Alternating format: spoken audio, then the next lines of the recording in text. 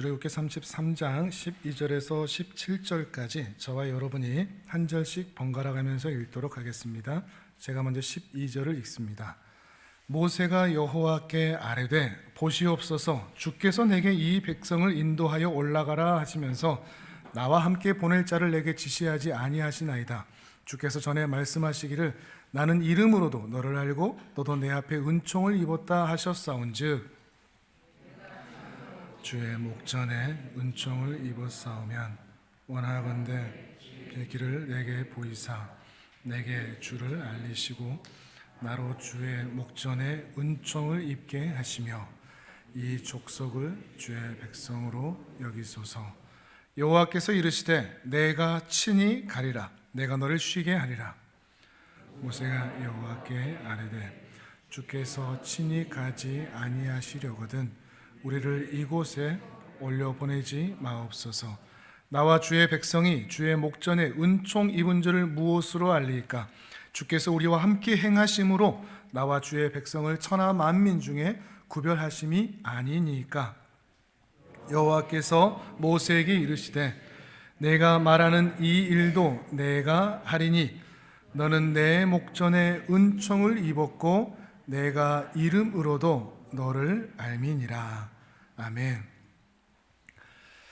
지난 시간에 말씀을 드렸듯이 우리가 출애굽 그러면 우리는 단순하게 애굽에서 가나안 땅으로 이렇게 옮겨가는 것, 이사하는 것, 이주하는 것 정도로 우리가 많이 생각을 합니다만 출애굽이라는 것은 노예로 있던 그 노예들을 자유가 있는 자유인의 신분으로 변화시키는 것, 이것이 출애굽이라고 했습니다. 노예에서 자유인으로의 변화, 이러한 신분의 변화, 이것이 바로 출애굽이라는 것이죠. 바로의 욕심과 애굽의 요구에 의하여서 소비되고 낭비되고 탈진될 수밖에 없었던 노예와 종의 삶을 살던 이 이스라엘을 스스로 자발적으로 자원하여 자기의 의지로 하나님을 사랑하고 믿을 수 있는 그런 삶을 선택할 수 있도록 자유를 주신 것, 이것이 바로 출애굽이라는 것입니다. 그런데 그들에게 자유를 주었지만 중요한 숙제가 하나 남는다고 했죠. 그것은 그 자유를 받은 이스라엘이 하나님 앞에서 하나님이 기뻐하실 올바른 선택을 하느냐 잘못된 선택을 하느냐 하는 것이 남아있게 되는 것입니다. 하나님께서는 바르게 선택할 수 있도록 십계명으로 대표되는 율법을 주셨지만 그 율법은 강요나 억압이 아닙니다. 기준과 지침으로 주신 것이죠. 강요나 억압이고 무조건 해야 되는 것이라면 그건 역시도 자유가 없는 것이 되기 때문입니다. 그래서 여기에서 중요한 것이 무엇인가 하면 이스라엘의 신분의 변화가 이루어졌듯이 그 신분의 변화에 합당한 수준과 실력이 올라서는 것, 이 중요한 문제가 남은 것입니다. 하나님께서 율법을 통하여 제시하신 그 바른 기준, 그 선과 악에서 선을 스스로 자발적으로 선택할 수 있는 그 신앙의 실력, 이것이 중요하다는 것이죠. 그리고 하나님께서는 신분의 변화에 의하여 그 실력의 상향이 이루어질 수 있도록 이스라엘에게 무엇을 허락하셨다고요? 혹독한 훈련이 있는 광야를 허락하셨다는 것입니다. 광야는 너 주고 봐라 이런 차원이 아니라 이스라엘이 스스로 하나님께서 주신 그 자유를 가지고 하나님을 진실로 사랑하고 우상이 아닌 또한 세상이 아닌 하나님만을 믿을 수 있는 신앙의 실력이 자랄 수 있는 곳으로 하나님께서 예비하신 곳이라는 것입니다. 그러나 우리가 알듯이 이 이스라엘은 애굽을 나온 이후에 계속되는 광야 훈련을 거치면 거칠수록 어떤 말을, 어떤 비명을 저질렀다고 했죠? 애굽으로 돌아갈래. 애굽으로 돌아갈래. 애굽으로 돌아갈래. 애굽에서 노예로 사는 것이 하나님 앞에서 하나님 안에서 자유롭게 사는 것보다 차라리 낫겠다. 마치 지난주에 예로 들었듯이 교도소에서 출소해 놓고 현실을 적응하지 못한 채 다시 교도소로 돌아갈래 라고 외치는 그 죄수들처럼 현실에 적응하지 못해서 어떻게 살아야 될지, 어떤 방법으로, 어떤 기준으로 살아야 될지 도저히 감을 잡지 못한 이스라엘 백성들이 목이 마를 때에도, 물이 없어서 목이 마를 때에도 애굽으로 돌아갈래, 배고플 때에도 차라리 옛날로 돌아갈래 비명을 질렀다는 것입니다. 왜 그렇다고요? 공중의 새를 먹이시고 들의 백합화와 들풀도 먹이시고 입히시는 하나님을 신뢰하지 못했기 때문입니다. 그저 무엇을 먹을까, 무엇을 마실까, 무엇을 입을까 염려하며 걱정하며 불안해하며 살 수밖에 없는 그들만의 수준 때문이었다는 것입니다. 그런데 재밌는 것은 무엇인가 하면 그렇게 시험을 만날 때마다 돌아갈래, 싫어요 했던 사람이 있는가 하면, 또 어떤 사람들은 금송아지를 섬기는 사람이 있는가 하면, 또 어떤 사람들은 그 시험이 반복되면 반복될수록 하나님의 말씀을 천둥 소리처럼 듣기 시작하고 적과 꿀이 흐르는 가나안 땅에 들어가는 것보다 하나님과의 동행, 하나님과 함께 걸어가는 것, 이것을 더 소중히 여기면서 하나님의 말씀 앞에 순종하기 시작하는 사람들이 생겨나기 시작했다는 겁니다. 이것이 바로 훈련의 결과인 것이죠. 또한 신앙 세월의 흔적이기도 하고요. 한 번 더 볼까요? 확인해 보도록 하겠습니다. 자, 33장 바로 위에 3절과 4절을 같이 읽어보겠습니다. 33장 3절 4절 같이 읽습니다. 시작. 너희를 젖과 꿀이 흐르는 땅에 이르게 하려니와 나는 너희와 함께 올라가지 아니하리니 너희는 목이 곧은 백성인즉 내가 길에서 너희를 진멸할까 염려함이니라 하시니 백성이 이 준엄한 말씀을 듣고 슬퍼하여 한 사람도 자기의 몸을 단장하지 아니하니. 아멘. 난 너희들과 함께 갈 수 없다. 이 말을 듣고 이 준엄한 말씀, 이 무서운 말씀을 듣고서 이스라엘 백성들이 회개하고 돌이키고 있는 것입니다. 가나안 땅 들어가는 것보다 하나님과 동행하는 것이 더 좋고 낫다는 것을 깨닫기 시작하는 것입니다. 물론 이 회개와 돌이킴은 온전하고 완전하다고 볼 수는 없습니다. 그러함에도 의미는 있습니다. 의미가 있는 작은 변화의 시작이라는 것이죠. 우리가 이것을 통해서 다시 확인하듯이 신앙은 단계가 있습니다. 단번에 10단계까지 100단계까지 올라가지 못합니다. 한 단계 한 단계, 내가 나를 봐도 지루할 정도로, 답답할 정도로 변화되지 않은 나 자신을 보면서 그럼에도 돌아보면 하나하나 변화되고 있는 나 자신의 모습을 바라보게 되는 것이죠. 또한 이 신앙생활에는 세월이 필요하다는 것입니다. 한순간에 변화되는 사람 없고 급진적으로 한두 번의 시험을 통과했다고 변화되는 사람 없다는 것입니다.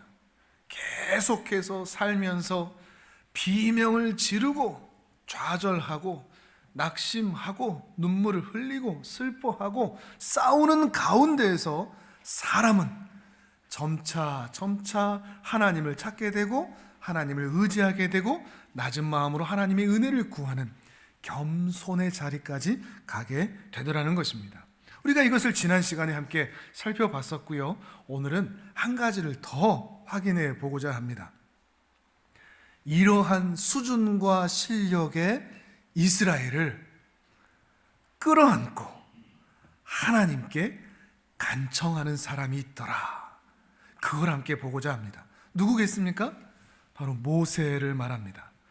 근데 이 모세의 기도를 우리 지난 시간의 기도와 오늘 시간에 32장과 33장의 이 모세의 기도를 보면 그 기도의 원칙 또는 기도의 선, 기도의 상식에 어긋나 있습니다. 왜냐하면 하나님께서는 뭐라고 말씀하셨죠? 나 너희들과 안 가 말씀하셨죠.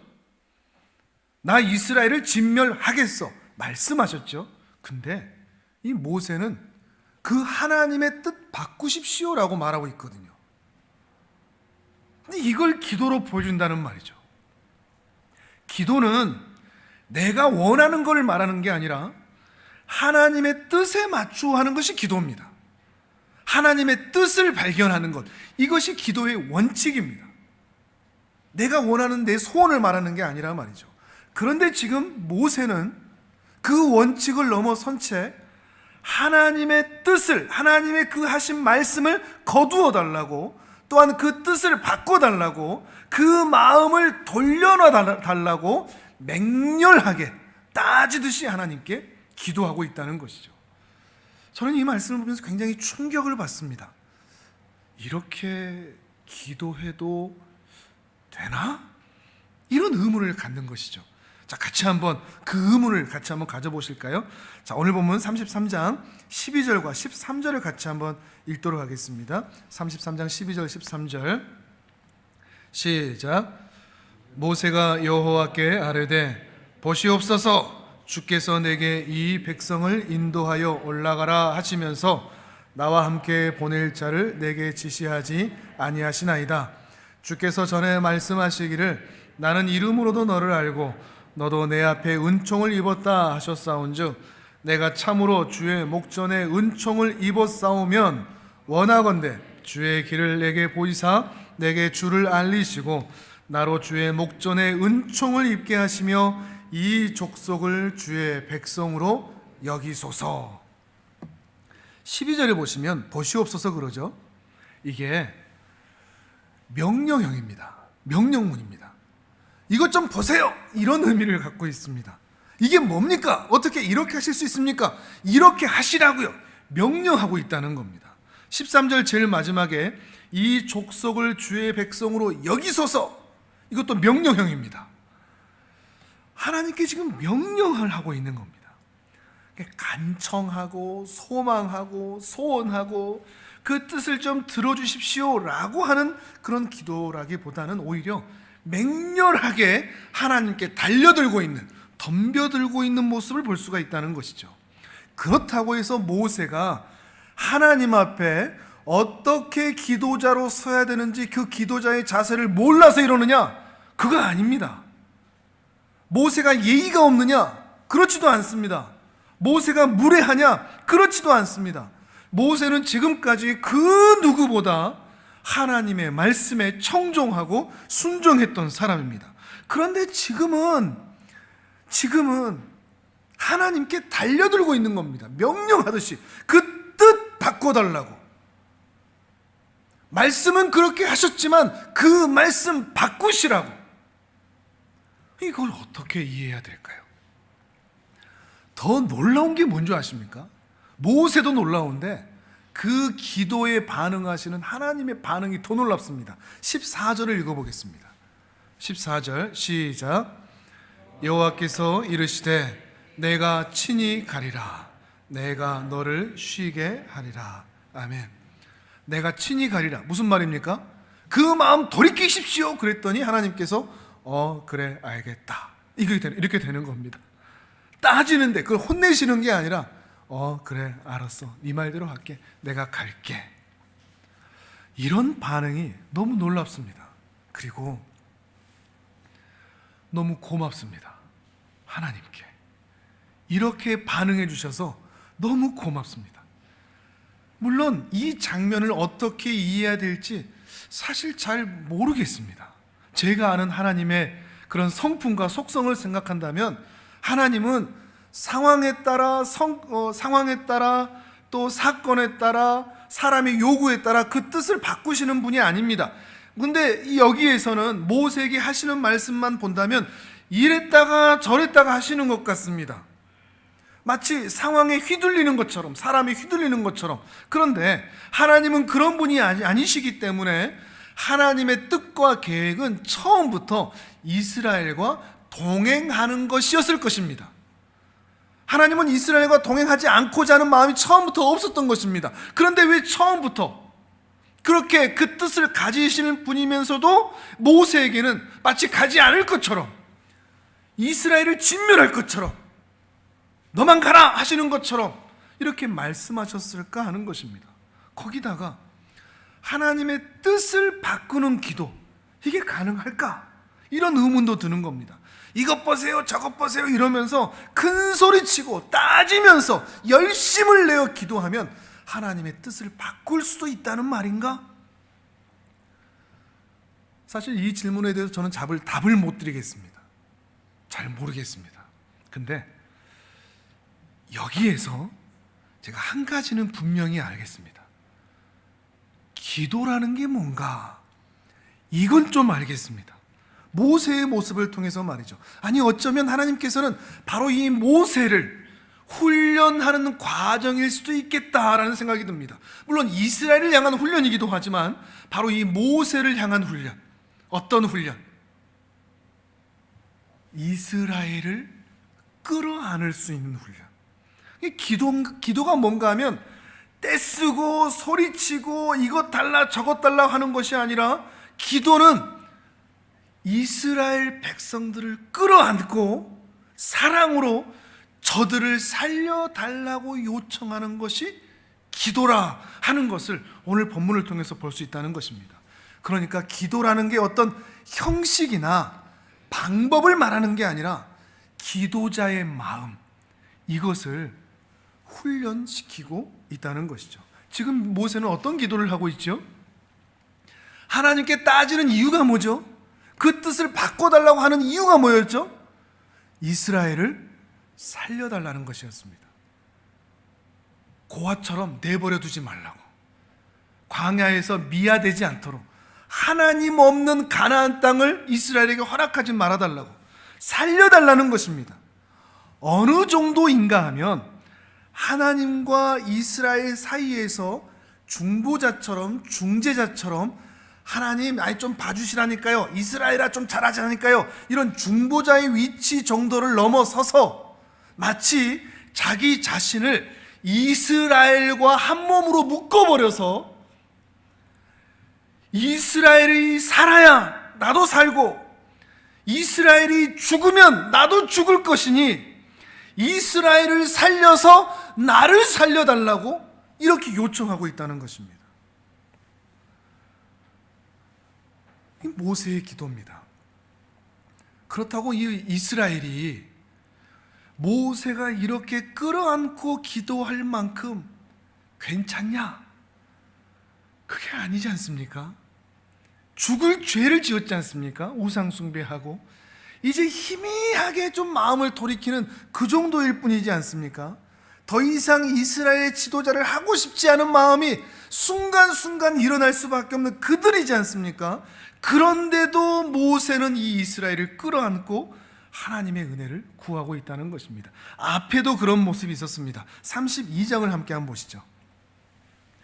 32장 9절에서 14절까지 읽어볼 텐데요, 9절과 10절은 하나님의 말씀입니다. 하나님께서 모세에게 이렇게 말씀하신단 말이죠. 근데 11절에서는 11절에 14절까지는 모세가 하나님께 또한 이렇게 간청하는 내용이 있습니다. 그걸 생각하시면서 9절에서 14절까지 같이 읽도록 하겠습니다. 시작. 여호와께서 또 모세에게 이르시되 내가 이 백성을 보니 목이 뻣뻣한 백성이로다. 그런즉 내가 하는 대로 두라. 내가 그들에게 진노하여 그들을 진멸하고 너를 큰 나라가 되게 하리라. 모세가 그의 하나님 여호와께 구하여 이르되 여호와여 어찌하여 그 큰 권능과 강한 손으로 애굽 땅에서 인도하여 내신 주의 백성에게 진노하시나이까? 어찌하여 애굽 사람들이 이르기를 여호와가 자기의 백성을 산에서 죽이고 지면에서 진멸하려는 악한 의도로 인도하여 내었다고 말하게 하시려 하나이까? 주의 맹렬한 노를 그치시고 뜻을 돌이키사 주의 백성에게 이 화를 내리지 마옵소서. 주의 종 아브라함과 이삭과 이스라엘을 기억하소서. 주께서 그들을 위하여 주를 가리켜 맹세하여 이르시기를 내가 너희의 자손을 하늘의 별처럼 많게 하고 내가 허락한 이 온 땅을 너희의 자손에게 주어 영원한 기업이 되게 하리라 하셨나이다. 여호와께서 뜻을 돌이키사 말씀하신 화를 그 백성에게 내리지 아니하시니라. 아멘. 독특한 부분이 있습니다. 9절과 10절을 보시면 모세에게 어떤 말씀하시는가 하면 이 이스라엘은 안 되겠다, 그냥 포기하련다, 그리고 다 진멸하련다. 근데 내가 너는 따로 떼어 분리시켜서 내가 너는 죽이지 않겠다. 근데 내가 너한테는 큰 민족을 주겠다. 이렇게 약속하십니다. 이게 어떤 말씀이면 좀 더 오해하지 말고 들으시길 바랍니다. 하나님께서 저에게 50명 교회 힘들지? 이 50명은 가능성이 없다, 가망이 없다, 여기 버리고 내가 너한테는 500명 교회, 아니 5,000명 교회 주겠다. 그리 같이 가자. 그럼 저는 어떤 반응을 해야 될까요? 주의 뜻이 그러하시다면 이러면서 후자를 택할 것 아닙니까? 근데 모세는 그걸 거부하는 겁니다. 자신과 이스라엘이 분리되는 것을 거부하고 있습니다.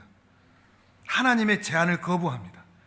그러면서 아브라함과 이삭과 야곱에게 하신 그 약속을 기억해 달라고 하고 있는 것입니다. 하나님의 약속을 기억하시고 하나님의 이름을 기억하시고 하나님의 명예를 기억하셔서 그리하지 마옵소서.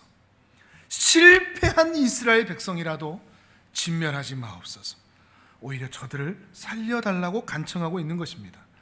모세는 자기 이름을 위하여 사는 것이 아니라 하나님이 어떤 분인지를 너무나 잘 알고 있는 것입니다. 그리고 이스라엘이 하나님 앞에 어떤 존재인지도 잘 알고 있는 것입니다. 그리고 자기가 하나님과 이스라엘 사이에서 어떤 역할을 해야 되는지, 어떤 중보적 위치, 중재적 위치에 서서 어떻게 기도하고 무엇을 구해야 하고 간청해야 하는지를 정확하게 알고 있다는 것입니다. 선지자로서 말이죠. 선지자로서 말이죠. 이 선지자적 의미, 이것을 조금 더 우리에게 좀 어려울 수도 있겠지만 확장해서 여러분께 말씀을 드리도록 하겠습니다. 신명기에 보면 이제 모세가 죽기 전에 이런 유언을 남깁니다. 자, 화면을 이것은 보시죠. 신명기 18장 15절 같이 읽도록 하겠습니다. 시작. 내 하나님 여호와께서 너희 가운데 내 형제 중에서 너를 위하여 나와 같은 선지자 하나를 일으키시리니 너희는 그의 말을 들을지니라. 아멘. 이스라엘을 사랑으로 품어 여기까지 인도한 나와 같은 선지자를 주께서 세우셨듯이 이스라엘 장구한 역사 가운데 이러한 선지자들을 하나님께서 계속 보내주실 것이다. 물론 여기에서 궁극적인 선지자, 최후의 선지자는 그리스도 예수이십니다. 그리고 그 그리스도 예수가 오시기까지 무수한 선지자들을 보내셔서 모세가 했던 이 역할들을 할 것입니다. 이 역할이 무엇인가? 계속해서 이 역할에 대해서 하나님께서 성경을 통해서 말씀하시는데요, 예수님께서 이 땅에 오시기 전에 구약의 마지막 선지자로 누구를 보내주셨죠? 세례 요한을 보내주셨습니다. 그런데 그 세례 요한이 와서 주의 오실 길을 예비할 것인데 그 예비할 일이 무엇인가 하는 것을 미리 구약 마지막 책 말라기에서 예언하신 적이 있습니다. 구약 성경 제일 마지막을 보겠습니다. 말라기 4장 5절과 6절입니다. 구약 성경의 제일 끝부분, 이제 오실 메시아에 대해서 예언하기 이전에 이제 마지막 선지자로 이런 엘리야 같은 자를 보내시겠다 하시는 부분이 있습니다. 구약 성경 제일 끝부분입니다. 말라기 4장 5절 6절입니다. 이 말씀으로 구약 성경이 맞춰지고 있습니다. 말라기 4장 5절 6절 같이 읽겠습니다. 시작. 보라, 여호와의 크고 두려운 날이 이르기 전에 내가 선지자 엘리야를 너희에게 보내리니 그가 아버지의 마음을 자녀에게로 돌이키게 하고 자녀들의 마음을 그들의 아버지에게로 돌이키게 하리라. 돌이키지 아니하면 두렵건대 내가 와서 저주로 그 땅을 칠까 하노라 하시니라. 아멘. 5절에서 선지자 엘리야를 보낸다. 이것은 세례 요한을 가리키는 겁니다. 그렇다고 해서 세례 요한이 선지자 엘리야의 환생이다 이런 의미는 아닙니다. 세례 요한이 와서 할 사역은 엘리야가 했던 그 사역 그대로를 할 것이라는 의미입니다. 엘리야가 했던 사역, 또한 세례 요한이 할 사역, 선지자가 할 사역, 그것은 무엇이죠? 6절의 말씀이죠. 아버지의 마음을 자녀에게로 돌이키고 그 자녀들의 마음을 그들의 아버지에게로 돌이키는 겁니다. 자, 곰곰이 생각해 보십시오. 오늘 출애굽기 본문에서 모세가 하는 일이 바로 이거 아닙니까? 그 아버지의 마음을 자녀에게로 돌이키고 있지 않습니까? 그리고 그 이스라엘을 향해서 그 이스라엘의 마음이 아버지에게로 돌이키도록 계속해서 사역하고 목회하고 있지 않습니까? 모세의 사역이 바로 이 사역이고 모세가 한 기도가 바로 이 기도라는 것입니다. 선지자의 기도라는 것이죠. 조금 어렵긴 하지만 더 확장시켜서, 그렇다면 예수님께서 이 땅에 오셔서 변화산에서 영광스러운 모습으로 변화된 사건이 있습니다.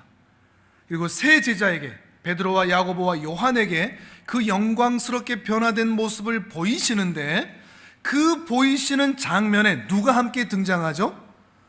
모세와 엘리야가 함께 등장합니다. 좀 의아스럽거든요. 모세와 엘리야가 왜 여기에 등장하지? 이런 선지자적 입장을 이해한다면 왜 거기에 모세와 엘리야가 등장하는지 미루어 짐작을 해볼 수가 있습니다. 누가복음 9장으로 가보겠습니다. 누가복음 9장, 신약성경 누가복음 9장 28절에서 31절까지 같이 읽도록 하겠습니다. 신약 107페이지입니다.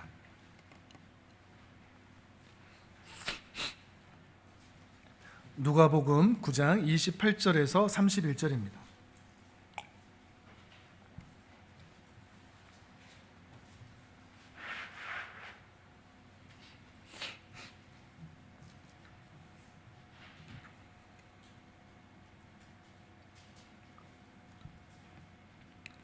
누가복음 9장 28절에서 31절까지 같이 읽겠습니다. 시작. 이 말씀을 하신 후 8일쯤 되어 예수께서 베드로와 요한과 야고보를 데리고 기도하시러 산에 올라가사 기도하실 때에 용모가 변화되고 그 옷이 휘어져 광채가 나더라. 문득 두 사람이 예수와 함께 말하니 이는 모세와 엘리야라. 영광 중에 나타나서 장차 예수께서 예루살렘에서 별세하실 것을 말할세. 아멘.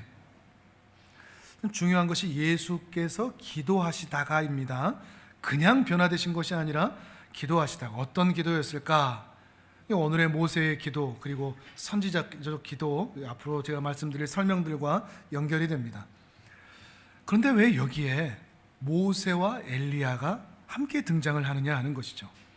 1차적으로 모세와 엘리야는 구약 율법의 대표, 선지자의 대표라고 할 수 있습니다. 구약 그러면 옛 언약이죠. 옛 언약의 상징 그러면 율법과 선지자, 선지자라는 것은 예언을 말하죠. 율법과 예언입니다. 어떻게 살아야 되는가에 대한 말씀, 그리고 장차 어떤 일이 이루어질 것인가에 대한 예언, 율법과 예언, 그것이 바로 율법과 선지자죠. 곧 이 자리에 모세와 엘리야가 등장했다는 것은 구약에서 말씀하셨던 모든 율법과 예언의 성취자로 바로 이 예수가 서 있다, 그런 의미를 가지고 있습니다.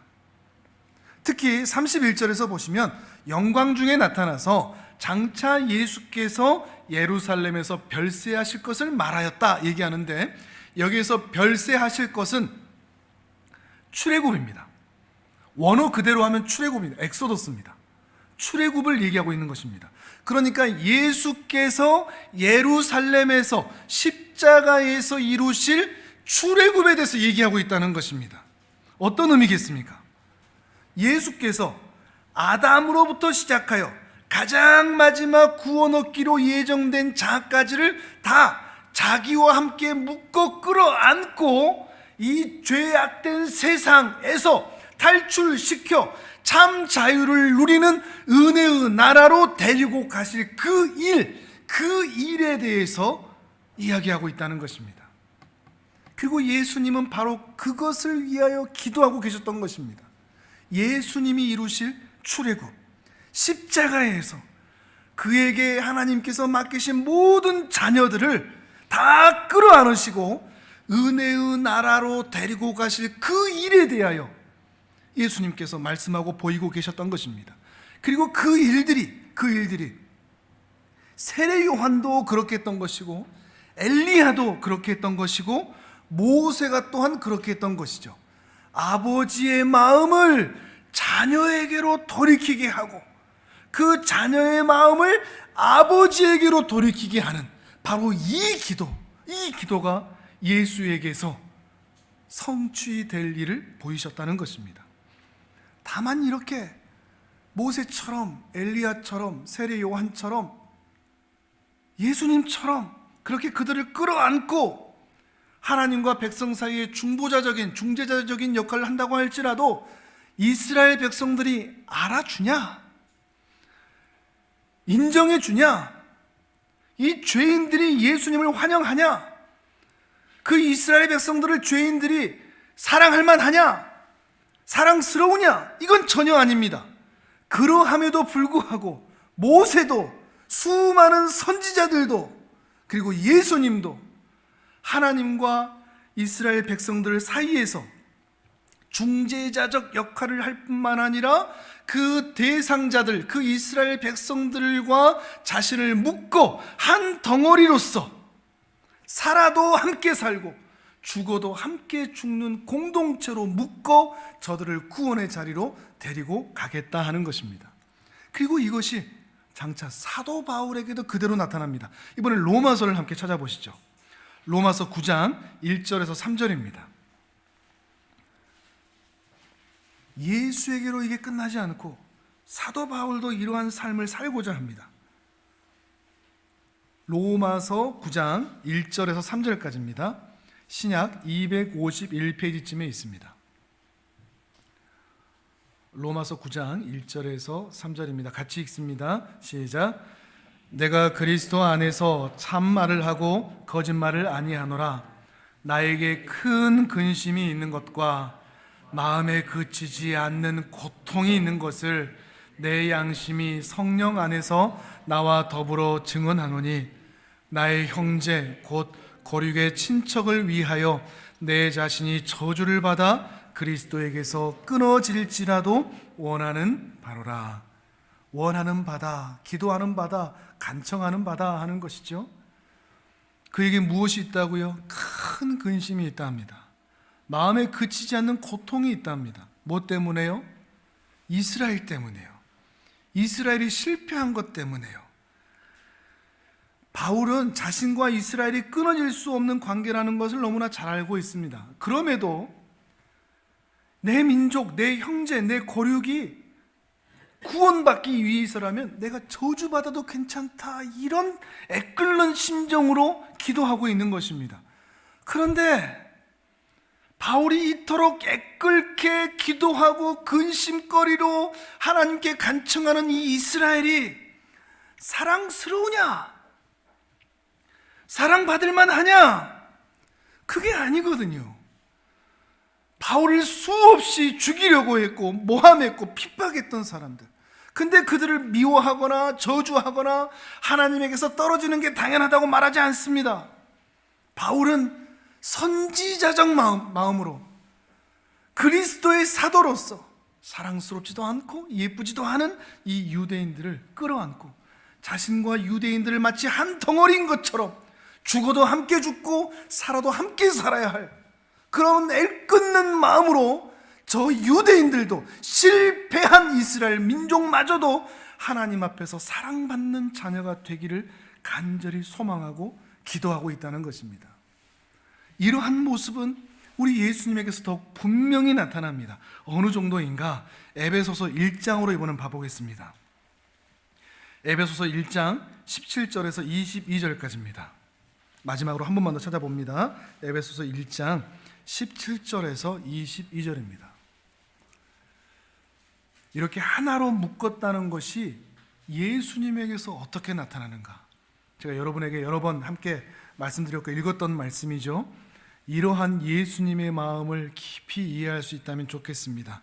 에베소서 1장 17절에서 22절까지 같이 읽겠습니다. 시작. 우리 주 예수 그리스도의 하나님 영광의 아버지께서 지혜와 계시의 영을 너희에게 주사 하나님을 알게 하시고 너희 마음의 눈을 밝히사 그의 부르심의 소망이 무엇이며 성도 안에서 그 기업의 영광의 풍성함이 무엇이며 그의 힘의 위력으로 역사함을 따라 믿는 우리에게 베푸신 능력의 지극히 크심이 어떠한 것을 너희로 알게 하시기를 구하노라. 그의 능력이 그리스도 안에서 역사하사 죽은 자들 가운데서 다시 살리시고 하늘에서 자기의 오른편에 앉히사 모든 통치와 권세와 능력과 주권과 이 세상뿐 아니라 오는 세상에 일컫는 모든 이름 위에 뛰어나게 하시고 또 만물을 그의 발 아래에 복종하게 하시고 그를 만물 위에 교회의 머리로 삼으셨느니라. 아멘. 예수 그리스도의 중보사역, 구속사역의 독특한 특징 22절 후반부입니다. 우리는 예수님이 우리의 중보자다, 구원자다, 중재자다 할 때 하나님과 우리 사이에 그저 계시는 분으로 여길 때가 많습니다. 하나님과 우리 사이에 계시는 분, 이게 중보자라고 생각하는데 예수님은 그러지 않으십니다. 예수님이 머리입니다. 우리는 그의 몸이고요. 그 말은 어떤 의미입니까? 끊어질 수 있다 없다? 없다. 예수님은 당신을 우리와 묶어버리셨습니다. 어느 정도가 됐는가 하면 우리가 죽으면 예수님이 죽는 것까지 가는 겁니다. 우리가 살면 예수님이 사는 겁니다.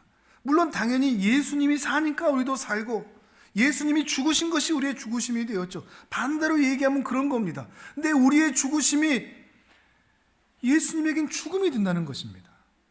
그토록 우리를 묶어버리신 겁니다. 또 반대로 얘기하면 세상 그 무엇도 한 번 묶여진 예수님과의 관계가 끊어질 수 있다 없다? 없다는 것이 되는 거죠. 그 명백한 증거가 세례입니다. 예수님께서는 세례를 받으셨습니다. 세례라는 것은 죄인들이 받는 겁니다. 죄인들의 회개의 세례죠. 근데 예수님께서 세례를 받으셨다는 것은 본인을 어떤 취급하는 겁니다. 어떤 취급을 하는 겁니까? 죄인 취급하는 겁니다. 세례를 당신이 받으심으로 당신이 죄인이 되신 겁니다. 죄인과 함께 묶이신 것이죠. 그래서 지금 이 자리에 세례 받으신 분들은 이미 예수님과 묶여져 있는 분들입니다. 세상 그 무엇도 여러분을 예수님에게서 끊을 수가 없는 것입니다. 여러분 스스로도 이 고리를 풀 수가 없습니다. 어떤 권력도 어떤 생명도 어떤 사망도 어떤 권세자도 우리를 그리스도 예수 안에서 끊을 수 없게 하셨다는 것입니다. 그 예수님의 십자가로, 그리고 그 예수님의 사랑으로, 그리고 그 예수님의 기도로 오늘 우리가 이 자리에 살아 예배하고 있는 것이죠. 예수님 때문에 우리가 산 겁니다. 모세의 기도로 이스라엘이 살듯 예수님의 기도로, 예수님의 그 희생과 사랑으로 오늘 우리가 살게 되었다는 것입니다. 사랑스럽지 않은, 사랑할 만하지 않은 우리를 끌어안으신 그리스도 예수의 사랑으로 말이죠. 그리고 바울이 그 예수 그리스도의 뒤를 따라가는 그 모습을 통해서 오늘 우리에게 중요한 메시지를 던져줍니다. 오늘 우리도 모세처럼, 엘리야처럼, 세례 요한처럼, 사도 바울처럼, 예수님처럼 내게 속한 사람들을 끌어안고 저들 죽으면 나도 죽어요, 저들이 살아야 나도 살아요, 이렇게 기도할 수 있는가? 그저 중간자적 입장에서 하나님 저 영혼 좀 구원해 주세요 정도가 아니라, 그건 역시도 소중합니다, 중요합니다. 그런데 그것보다도 훨씬 더 예수님께서 하셨던 것처럼, 또 모세가 그렇게 기도하고 있는 것처럼 내 소중한 사람들을 나와 묶어서 그들이 혹 나를 인정해 주지 않아도 내 신앙을, 내 삶을, 내 인격을 모독하고 모욕하고 인정해 주지 않아도 그들을 내가 끌어안을 수 있는가? 그래서 저들 좀 살려달라고 간청할 수 있는가? 물론 그들이 여러분에게 속한 가족이든 그 소중한 사람들이 하나님의 구원 예정 가운데 포함된 사람인지는 잘 모릅니다. 알 수가 없습니다. 죽어봐야 아는 겁니다. 그런데 모세가 그렇게 했던 것처럼, 또 예수님께서 그렇게 하셨던 것처럼, 마치 그 뜻을 돌이키실 수 있는 것처럼, 하나님의 뜻은 모르겠지만 모세처럼 그렇게 하나님의 말씀하심을 뛰어넘어 현재 저들의 모습이 어떠할지라도 저들을 향한 당신의 뜻을 돌이키셔서라도 저들을 구원해 주실 수 있겠습니까? 저 영혼들 좀 봐주실 수 있겠습니까? 살려줄 수 있겠습니까? 그렇게 간청할 수 있는 기도를 드릴 수 있느냐 하는 것입니다. 물론 우리는 중보자가 아닙니다. 우리는 모세도 아니고 엘리야도 아니고 선지자도 아니고 예수님은 더더욱 아닙니다. 그래서 우리는 중재자가 아닙니다. 우리의 중보자, 우리의 중재자는 오직 예수 그리스도 한 분뿐입니다. 그래서 마치 내가 그 중보자인 것처럼 하시면 안 됩니다. 우리는 그런 실력도 역할도 부르심도 받지 못했습니다. 근데 난 중재자도 아니고 중보자도 아닌데, 내 기도에 어떤 효력이 있는 것도 아닌데, 근데 모세의 마음으로 기도를 할 수 있습니다. 저 이스라엘 살려달라고. 내가 너한테 큰 거 준다니까. 아니요, 저 그거 괜찮습니다. 저들을 살려주십시오. 저들이 실패했더라도. 그렇게 우리는 기도할 수 있는가 하는 것입니다. 그래서 우리 하나님 아버지의 입술에서 그래, 알았다, 내가 이스라엘과 함께 가마 말씀하셨던 것처럼 여러분이 그렇게 간청했던 그 사람들을 향하여 알았다, 네 남편 내가 같이 가마, 네 자식들 내가 책임지마, 그 응답을 쟁취하실 수 있기를 바랍니다. 이 표현이 조금은 무리한 표현일 수 있다는 것 저도 여러분도 압니다. 그러나 그 일들을 모세가 해냈던 것처럼, 그리고 예수님께서 그렇게 하셨던 것처럼 우리도 그 마음을 가지고, 그 선지자적 마음을 가지고, 그 모세의 마음을 가지고 함께 이 길을 걸어갈 수 있기를 바랍니다. 저도 하늘부문교회의 목사로서 여러분을 끌어안고 그렇게 기도하도록 하겠습니다. 여러분의 간절하고 진심 어린 호소와 간청이 많은 이들을 옳은 길로 인도할 수 있기를 바랍니다. 그래서 여러분을 통해서 멸망에서 희망으로, 슬픔에서 기쁨으로, 지옥 갈 자들이 천국 가는 그 복된 은혜로운 변화가 여러분을 통해서 실현되고 구현되고 나타날 수 있기를 주님의 이름으로 축복합니다. 아멘.